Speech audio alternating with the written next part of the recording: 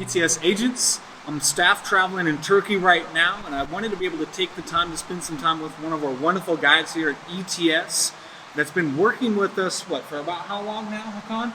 I think this year is 27th. The 27th year. 27 years and 28 years. Wow. 27 years guiding. That just speaks to not just the rich opportunity you have in Turkey to understand what Turkey can mean for you and your groups, but when you have someone that has the tenure of 27 years of guiding and working alongside ETS to get information out there and sharing what Turkey can mean to people. And so with that, what do you think would be for you, now this might be hard, your favorite site to guide and share with people that come and share beautiful Turkey with those that are viewing? That would be your location you think would be best, or you like to guide the most? To be honest, I like less crowded areas where I got more freedom to teach. But of course, highlights are always crowded. So it's a kind of to them. But every site has got its own taste. Apples and oranges. But to me, still, this year is getting really better. I always enjoy it more and more as I go back there. They're very fast. And of course, Ephesus and Istanbul is phenomenal. And Cappadocia is special. So there's a lot of places. In general, I like Turkey to guide through, I would say. Yeah. So Turkey is your favorite? Yeah, my favorite is Turkey, yeah. Wonderful. Wow, and I would have to agree with you that there's been so many different layers that make Turkey so special. And many of you working with different group leaders out there probably find a lot of requests of visiting the 7 churches as maybe a highlight of the most requested things and sites to be able to see when you're here. But some other neat things outside of the 7 churches, what are different things besides that people can experience in Turkey, maybe as far as culture when they tour? I would say Cappadocia is truly a highlight.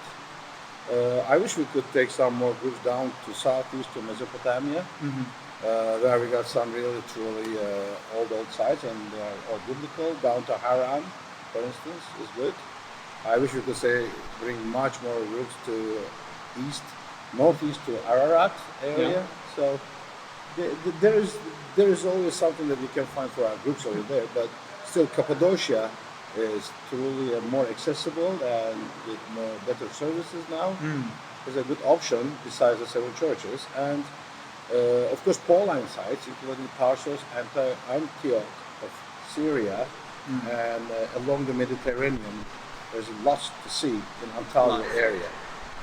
Wow, awesome. And some questions that a lot of people have out there as far as, I'm traveling here now, many of you might view this maybe by the time that they open on the 17th, or viewing it now to try to think about ahead, which you should be. You should be thinking ahead, contacting group leaders to see what it is you can reach out to that would be interested in traveling and getting to places that are open now. So kind of speak to the experience of how you feel that they'll open coming up on the 17th and how Turkey will receive groups. This year is picking up, I think, slowly in the fall. By fall, it's going to be better. Yeah. We have got some groups from Rio, from ETS, I'm sure. But next year will be really very busy. Yeah. 23, I cannot imagine. Yeah. People are ready to go with vaccination, of course. Not only in the States, but also in Turkey. Yeah. People will be feeling safer and the cases will go down gradually. As we did on this tour, we've been through Istanbul, Cappadocia, all the way. We met many people, hotels, and today everything is all right after the tests. So vaccination, I think, is a good thing to have so that we protect ourselves. Is it going to become a requirement, or is it just advisable? Turkey, so far, I have never heard that they're going to require, as other countries do, vaccinate the people only come. No, but just negative PCR tests that we require, as many countries now. And we've been very tolerant and very flexible in that so far. I don't know really what's going to happen with it, but vaccination will maybe never a must, but still for our own safety, it is a good thing to have. So even if you have many people around you and you go through these people, we still are safe with the vaccination. It's a good idea. Yeah, I think it would be advisable as well for those of you that are comfortable with doing that. It'll take off alleviating a lot of pressure on the PCR tests, to where it either be facilitated as far as here in the hotel before you return to the States, or at a medical facility before you return to the States. And so it'll help give you a sense of security of not feeling like you might not be back in the States, different other concerns that you have. As Hakan had mentioned, it just makes you feel secure. You can travel, not worrying about coming into a lot of contact with other individuals. And I would highly, highly encourage, if you have the opportunity to be here this fall, to experience sites and locations, as they're very much so open, not overcrowded. As you heard Hakan mention, that by 2022 he feels like, yes, it's going to be very busy. 23, right back to the way things were before, towards very busy, very congested. It's something unique and different when you can get the highlights in places like Laodicea not being very crowded, Ephesus not being very crowded. Those of you that have traveled and been to many places, you know that overcrowding can kind of take away from the essence of this site. Exactly, that's what I'm afraid of. Yeah, and it's being able to see it in its entirety and its richness without feeling like you have to push someone out of your way. Exactly. The guide not being able to feel like he can be comfortable enough to speak without feeling rushed is only going to allow you to get that much more out of sites and locations here in Turkey. So start looking at your calendar, start thinking of group leaders you can reach out to for this fall to try to be able to get here now so you can experience Turkey in its fullest, richest form in a very intimate way that you might not get in 2022 and you most certainly wouldn't get in 23. Would you say that would be true? Of course, I totally agree with you. And of course, Turkey has got several other reasons to go. It's not just biblical size, it's also, as you said, cultural, but as well as the local culture of the people. Very hospitable, they're warm people, yes, and are really very good infrastructure in tourism, including hotels and transportation, highways. Of course, makes it more charming and safe country. Yes. Yeah, I haven't had an instance to where I might have thought about safety by any means. It seems everything seemed to be very secure, and even secure when it comes to COVID. All of the hotels, as you might have been seeing in other videos, have been doing the temperature checks, sanitation.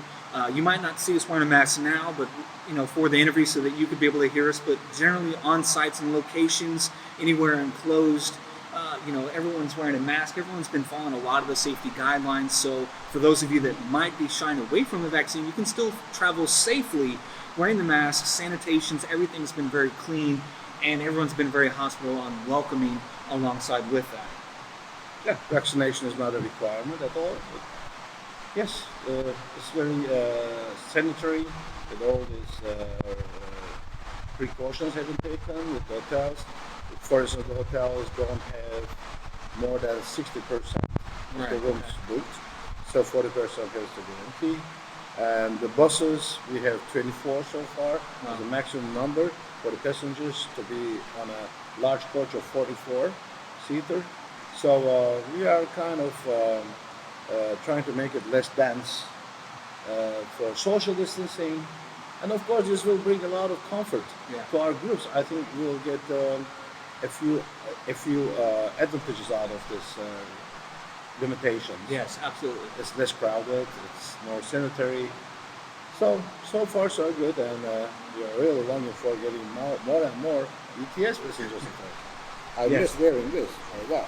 Yes, and we're looking forward to more and more groups coming to Turkey, being able to experience such a beautiful place that you have here that's tucked away and has such special meaning for the various different missionary journeys that Paul has went on. Obviously, the 7 churches of Revelation, as we mentioned earlier. Hakan, I appreciate everything that you've done for our group. I can't say anything more. I mean, I could probably I could grab all the words out of the dictionary to be able to try to encompass everything that you guys have done for us here, and still wouldn't be able to be enough. I'm very grateful. ETS is grateful for all the hospitality that everyone's extended to us. I can't say thank you more than enough. And before we go, the mic is yours. If there's anything that you want to say to our advisors out there, any advisements or any words of encouragement, go right ahead. Well, of course, I have to mention about our local operators here. They've been doing a great job. They've been a great support for me and for us for ETS. So I'm sure with having such a big support of our local operator, we will grow really fast in a very short term. So praying and wishing that you will come here and you'll give this option to us, this opportunity to us and to yourselves to enjoy the Bible on the land. The land is our classroom. Very good. Thank you so much. You're most welcome. Thank you. With pleasure.